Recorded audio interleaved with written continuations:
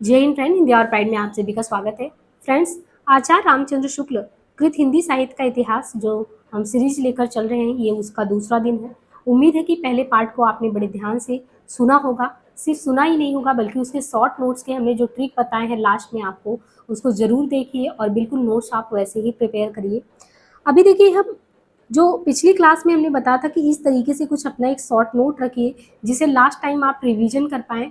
और विश्वास मानिए, अगर आप बहुत अच्छे से करते हैं शुक्ल सीरीज का रिवीजन और उसको मतलब एक पर्पजफुली उद्देश्य के साथ आप उसको लिखते हैं, शॉर्ट नोट्स करते हैं, रिवाइज करते हैं, तो हिंदी से रिलेटेड किसी भी एग्जाम में आपकी सफलता की मतलब प्रतिशतता जो होती है वो बढ़ जाती है, क्योंकि ये अपना अनुभव है बार बार नेट क्वालिफाई करने का, है ना। तो वो चीज़ें यहाँ पे रिफ्लेक्ट होती हैं।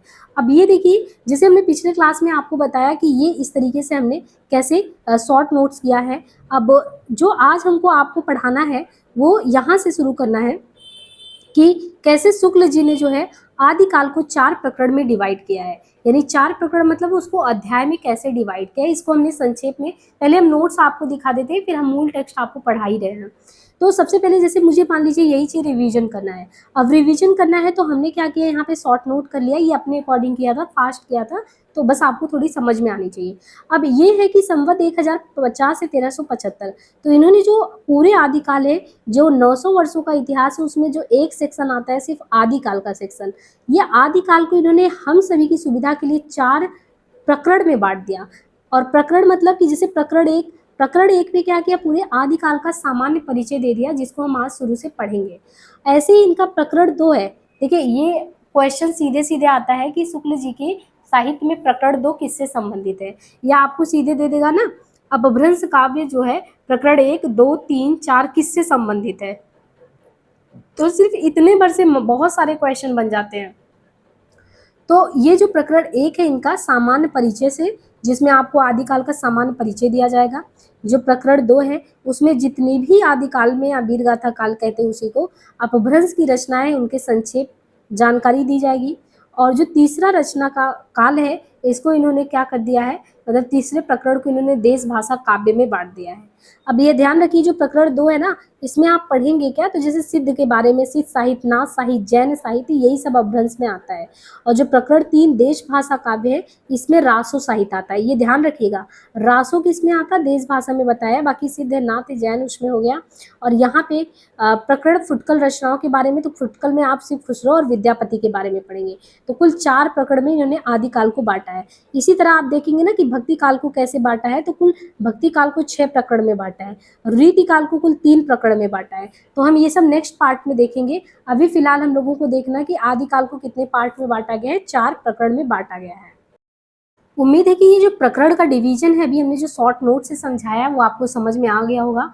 अब हम यहाँ से शुरू करते हैं आदिकाल का प्रकरण 1, जो कि है सामान्य परिचय। आदिकाल के सामान्य परिचय में शुक्ल जी हमें किन बातों की तरफ हमारा ध्यान दिलाते हैं। सबसे पहले वो कहते हैं कि देखो, आदिकाल का जो सामान्य परिचय है उसमें क्या चीजें आई। तो प्राकृत की अंतिम अवस्था, यानी जब हम पढ़ते हैं कि हमारा जो आज का हिंदी है वो एक यात्रा तय करके आता है, जिसको हम कैसे, संस्कृत है, फिर पाली है, फिर प्राकृत है ना। प्राकृत के बाद हम अपभ्रंश की बात करते हैं, उत्तर अपभ्रंश की बात करते हैं। तो हिंदी कब आया, तो हिंदी आते आते इसके सबसे पहले इन्होंने कहा कि जो प्राकृत था, एक समय आपने देखा कि चाहे वो बौद्ध धर्म हो, जैन धर्म हो, सामान्य जनमानस को प्राकृत भाषा में अपनी बातों का बातचीत करते थे, जो आम जनमानस समझ पाता था। तो कह रहे हैं जो प्राकृत जब बोला जाता था उसका जो अंतिम अवस्था था, अंतिम अपभ्रंश का अवस्था, वहीं से हिंदी साहित्य शुरू हो जाता है। तो आपसे ये सीधे क्वेश्चन पूछता है, हिंदी कहाँ से शुरू होता है, हिंदी साहित्य का आविर्भाव कहाँ से माना जाता है, प्राकृत की अंतिम अपभ्रंश अवस्था। ध्यान रखिए, प्राकृत की अंतिम कौन सी अवस्था से, अपभ्रंश अवस्था से हिंदी की शुरुआत मानी जाती है। उस समय, जैसे उस समय मतलब कि प्राकृत के समय या उस समय अगर आप देखें तो जैसे गाथा कहने से प्राकृत में लोग क्या समझते थे, गाथा कहने से प्राकृत का बोध होता, जैसे मतलब कह दिया गया गाथा, तो लोग समझेंगे कि आपने प्राकृत में कुछ कहा है। वैसे आजकल हम लोग दोहा या दूहा कह देते हैं, तो दोहा या दूहा कहने से अपभ्रंश या इस समय का जो काव्य भाषा का पद्य है वो समझा जाता है। अपभ्रंश हो या प्राकृत भाषा हिंदी, उनके पद्यों का सबसे पूरा मतलब ये सब जानकारी आपको कैसे मिलता, कब भ्रंश बोला जाता, प्राकृत बोला जाता, तो वही बता रहे हैं कि इनके बारे में सबसे पहले पता जो है तांत्रिक और योग मार्गी जो बौद्ध की सांप्रदायिक रचनाएं थी उनके बारे में हमें विक्रम की कौन सी सदी में, विक्रम की 7वीं शताब्दी का जो अंतिम चरण था उनमें मिला। और मुंज और भोज के समय लगभग 1050 के लगभग तो ऐसी रचनाएं जो थी वो अपभ्रंश या पुरानी हिंदी का पूरा प्रचार शुद्ध साहित्य या काव्य रचनाओं में भी पाया गया। अतः हिंदी साहित्य का आदिकाल ये माना जाता है संवत 1050 से लेकर 1375 तक, अर्थात महाराजा भोज के समय से लेकर हमीर देव के समय के कुछ पीछे तक माना जा सकता है। लेकिन कुछ लोगों ने जनश्रुति के आधार पर कहा नहीं नहीं, हिंदी यहाँ से शुरू नहीं हुआ, हिंदी तो और पीछे से शुरू हुआ है।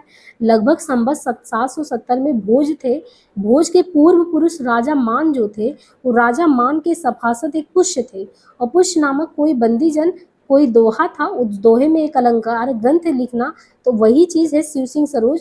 तो ऐसा कुछ प्रमाण नहीं मिलता कि हाँ इतना पुराना है। लेकिन जो शुक्ल जी है वो आपको ये कहते हैं कि आपको कहाँ से ध्यान रखना है, 1050 से 1375, हम पीछे की बात नहीं करते। ये कहते हैं कि हम मान के चलते हैं, इन्होंने सीधे सीधे कह दिया हम तो ये मान के चलते हैं जो मुंज और भोज का समय है लगभग वही है अपभ्रंश या पुरानी हिंदी, जिसको आपको समझना चाहिए। बाकी देखिए अलग अलग रचनाकार हैं, सबके अलग अलग मत हैं कि आदिकाल का शुरुआत कब है। लेकिन शुक्ल जी का यही कहना है कि हमको देखो पुराने तांत्रिक योग मार्गी जो सांप्रदायिक रचनाएं थी उनसे थोड़ी बहुत जानकारी मिल जाती है, और हम ये मान के चलते हैं कि जो ये मुंज है भोज है 1050 के आसपास इन्होंने ही अपभ्रंश या पुरानी हिंदी में जो भी चीज़ें लिखी थी फिर हिंदी की धीरे धीरे शुरुआत हो गई थी, और ये लगभग चला था 1375 तक महाराजा भोज से लेकर हमीर देव के समय तक, बाकी का नहीं पता। लेकिन यहाँ पे अभी देखिए शिव सिंह सेंगर कहते हैं नहीं हम तो राजा भोज को मानते हैं, मतलब भोज जो है 770 में हम उनको मानते हैं। तो कोई बात नहीं, आपको बस ध्यान रखना कौन किसको मानता है ये। अब आगे देखिए कहते हैं कि आदिकाल की जो ये बहुत सारी आदिकाल की जो लंबी परंपरा है उसके बीच 150 वर्ष का 150 वर्ष के भीतर तो रचना की किसी विशेष प्रवृत्ति का, यानी मान लीजिए हमने कहा कि ये आदिकाल 1050 से 1375 है, तो हम उस समय देखना चाहेंगे ना कि कैसे टाइप की रचना लिखी जा रही है। मान लो वर्तमान समय में अगर हमें इसका इतिहास या कुछ जानना है बाद में, तो हम सोचे ना कि इस समय कैसी रचनाएं लिखी जा रही है। तो वही कह रहे 150 वर्षों में खंगाला की कैसा, मतलब किस दृष्टि से लिखा जा रहा है, धर्म वाली रचनाएं हैं कि नीति है, श्रृंगार है, वीर है। तो देख रहे हैं हर एक प्रकार की रचना दोहे में मिल रही है। तो फिर बाद में ये कहते हैं कि कुछ पता ही नहीं चलता, इसलिए आदिकाल को कह दिया गया ये तो अनिर्दिष्ट लोक प्रवृत्ति, यानी कोई ऐसी निर्दिष्ट लोक प्रवृत्ति नहीं है, इसलिए ये भी क्वेश्चन कहा जाता है कि किसको अनिर्दिष्ट लोक प्रवृत्ति का काल कहते हैं, आदिकाल को। और उसके बाद कहते हैं कि जब से मुसलमानों की चढ़ाई हुई, आपने गजनी वगैरह जो भी है अपने आप ही जो भी पश्चिमोत्तर से आक्रमण करने वाले थे 1050 के आसपास जो बार बार अब बाहरी सत्ता लड़ाई कर रही थी, तो वही करें मुसलमानों की चढ़ाई का जब शुरुआत होता तब से हम हिंदी साहित्य की प्रवृत्ति एक विशेष रूप में बढ़ती हुई पाते हैं। क्योंकि उस समय जो राजाश्रित यानी राजा के यहाँ पे कवि रहते थे और जो चारण रहते थे वो लोग नीति यानी अच्छी बातें और श्रृंगार की बातें ये कुछ करते थे, तो फुटकल दोहे राजसभाओं में सुनाए जाते, तो थोड़ा थोड़ा हमको मिलने लगा। क्योंकि उस समय क्या होता था, जो भी राजा अपने यहाँ पे इन लोगों को रखते थे, तो जब ये लोग राजा लोग लड़ाई करके आते थे, पराक्रमपूर्ण जो अपनी गाथा होती थी उसको इनसे लिखने के लिए कहते और उसके बदले उनको पुरस्कार देते थे। तब से थोड़ा थोड़ा लगने लगा कि हाँ वीरता परक रचनाएं लिखी जा रही है। इसलिए तो शुक्ल जी ने कुल 9 रचनाएं, टोटल 12, उसमें से 9 को मान के बोला कि वीरगाथा काल है, वीरगाथात्मक रचनाएं दिखती हैं। और फिर कह रहे हैं कि यही प्रबंध परंपरा जो है रासों के नाम से भी है, जिसे लक्ष्य करके हमने वीरगाथा काल कहा था। अब दूसरी बात ये भी कहते हैं कि इसी काल में यानी आदिकाल के संबंध में ये भी ध्यान देना चाहिए कि इस काल की जो साहित्यिक सामग्री हमें मिली है उसमें कुछ तो असंदिग्ध है और कुछ संदिग्ध है। आसंदिग्ध सामग्री जो कुछ प्राप्त है उसकी भाषा अपभ्रंश तथा प्राकृत भाषा, प्राकृत की रूढ़ियों में बहुत कुछ बधा हिंदी है। इस अपभ्रंश या प्राकृताभास हिंदी का अभिप्राय ये है कि ये उस समय की ठीक बोलचाल की भाषा नहीं है जिस समय की इसकी रचनाएं मिलती हैं। ये उस समय की कवियों की भाषा है। कवियों ने काव्य परंपरा के अनुसार साहित्यिक प्राकृत के पुराने शब्द तो लिए ही हैं, विभक्ति, कारक चिन्ह और क्रियाओं के रूप आदि भी बहुत कुछ पुराना ही लिए हैं। बोलचाल की भाषा भी देखें तो घिस घिस कर बिल्कुल इन लोगों के जिस रूप में आ गई है, सारा वही रूप ना लेकर कवि और चारण आदि भाषा जो भी व्यवहार में आता है वो कुछ अलग ही है, जो उनसे कई सौ वर्षों पहले लगता है। अपभ्रंश के जो नमूने हमें कहते हैं कि पद्य में मिलते हैं वे उस भाषा काव्य के हैं जो अपने पुरानेपन के कारण बोलने की भाषा से कुछ अलग बहुत दिनों तक आदिकाल के अंत क्या उसके पीछे तक पोथियों में चलती रही। तो कुल मिला के विक्रम की 14वीं सदी के मध्य में एक और तो पुरानी परंपरा के कोई कवि संभवतः एक सारंगधर हमीर थे, यानी हमने वही बताया ना 1375 तक। कह रहे उन्होंने यही वीरता परक इनका एक और भी मतलब कि रचना या जो भी पंक्तियां आती हैं, इसके बाद ऐसा लगता है कि कोई लिखने वाला नहीं था ऐसी रचना। तो ये जो पंक्ति है सारंगधर की कि चली वीर हमीर पाऊ भर, मतलब ये लोग देखिए वीरता परक अपने राजा का गायन कैसे करते हैं कि चली वीर हमीर पाव भर, मेड़ कंपड़ दिगमण रा अंधार धूल सुररा आछई। दूसरी ओर खुसरो जो थे वो मियाँ दिल्ली में बैठे थे, यानी दूसरी तरफ खुसरो थे वो दिल्ली में थे, और खुसरो दिल्ली में बैठे बैठे ऐसी बोलचाल की भाषा में पहली और मुकरी कह रहे थे कि एक नार ने अचरज किया, सांप मरे पिंजरे में दिया। अब ये देखिए ये पंक्ति जो है खुसरो जी की, ये कई बार पूछा गया है। तो एक तो उन्होंने कहा कि हमीर देव से हम मानते हैं कि वीरता वाली बातें खत्म हो गई, यानी 1050 से 1375 तक ये कहते हैं कि मान लो जर्नी आदिकाल का जो था वो हमको लगता है कि कुछ हद तक समाप्त हो गया। और उसमें कह रहे हैं कि खुसरो जो कि दिल्ली में बैठे थे वो तो ऐसे लिख रहे थे कि एक नार ने अचरज किया, सांप मार पिंजरे में दिया। इसी प्रकार ये कहते हैं कि 15 शताब्दी में एक और तो विद्यापति बोलचाल की मैथिली में लिखते हैं, और कुछ कुछ इनकी प्राकृताभास पुरानी काव्य भाषा भी बनते हैं। जैसे विद्यापति की ये लाइनें भी पूछी गई हैं एग्जाम में, बालचंद बिजा वही भाषा दूह नहीं गुग्गू दुज्जन हासा। और दूसरी ओर कहते कबीरदास, वो तो अपनी अटपटी बानी इस बोली में सुना रहे हैं, आगिन जो लागी नीर में कंदो जलिया झारी, उत्तर दक्षिण के पंडिता रहे विचार विचार। अभी देखिए 3-4 ये पंक्तियां ना, आपको ये सारी पंक्तियां एग्जाम में पूछी गई हैं। जो भी शुक्ल के किताब में इम्पोर्टेंट पंक्ति है उनको नोट डाउन जरूर कर लीजिएगा अपने संक्षेप नोट्स में। एक नार ने अचरज किया, ये खुसरो की पंक्ति, विद्यावती का बालचंद बिजावही, और कबीरदास का आगिन जो लागी।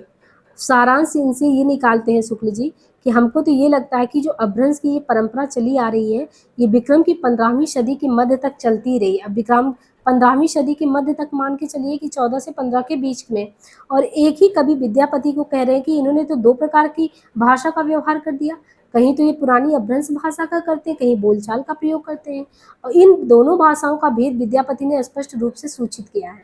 तो उनको समान परिचय, देखिए समान परिचय का मतलब ना कि आदिकाल के बारे में थोड़ा थोड़ा ये सबके बारे में परिचय देंगे। तो वही चीज बता रहे हैं कि हमको तो विद्यापति का समझ में नहीं आता, ये तो 2-2 जगह लिख दिए हैं। इसीलिए आप देखिए ना जो आदिकाल में इन्होंने चौथा चरण है जिसको इन्होंने क्या कहा है, फुटकल रचना। फुटकल रचना में इन्होंने 2 ही रचनाकार के बारे में डिटेल में बात की, एक खुसरो के बारे में बात किया है, एक विद्यापति के बारे में किया। तो ये चौथे प्रकरण में इनके बारे में डिटेल से पढ़ेंगे। इसके अलावा ये कहते हैं कि हाँ, जैसे इन्होंने कहा कि ये देसिल बहना सब्जन मिठा तय तैसन जपहू अवहट्टा। अभी देखिए कई बार ये पंक्ति पूछी गई है, विद्यापति की है। अब अर्थात कहते हैं कि देसी भाषा यानी जो बोलचाल की भाषा है जो कि सबको प्यारा लगता है, इसे वैसा ही अपभ्रंश मैं कहता हूँ। विद्यापति ने अपभ्रंश से अलग प्रचलित बोलचाल की भाषा को, यानी जो अपभ्रंश है उससे अलग जो बोलचाल की भाषा उसको देसी भाषा कहा है। अतः हम भी इस अर्थ में इस शब्द का प्रयोग कहीं कहीं आवश्यकता के अनुसार कर लेंगे। और इस तरीके से देखिए इन्होंने सामान्य परिचय, आपको पूरे हिंदी का जो सामान्य परिचय था यानी आदिकाल का, और आदिकाल में जो पहला प्रकरण था, पहला प्रकरण तो सामान्य परिचय का था, तो सामान्य परिचय का जो प्रकरण था ये बहुत ही संक्षेप में आपको बहुत अच्छे से समझ में आ गया होगा। अब यहाँ से जो है इनका परिचय का जो शुरू होता है इसको कहते हैं आदिकाल प्रकरण 2। ये है अपभ्रंश काव्य का, है ना। जैसे वो आदिकाल का आपका पहला प्रकरण था, इसी तरीके से आदिकाल प्रकरण 2 जो कि अपभ्रंश काव्य का है, इसको हम नेक्स्ट पार्ट में देखेंगे। हम ये चाहते हैं आपको बिल्कुल भी कंफ्यूजन ना हो। अब जैसे हमने पहले में हमने आपको संस्करण भूमिका पढ़ाया था, दूसरे में हमने जो है सामान्य परिचय प्रकरण 1 में दिया। ये जो है आपका यहाँ से शुरू होगा, ये आदिकाल का जो है, आदिकाल का 4 भागों में बांटा गया ना प्रकरण। तो हमने पहला प्रकरण सामान्य परिचय देख लिया, अब दूसरा हम प्रकरण देखेंगे उसका नाम है अपभ्रंश काव्य, उसको हम सेकेंड पार्ट में देखेंगे। आज के लिए इतना ही।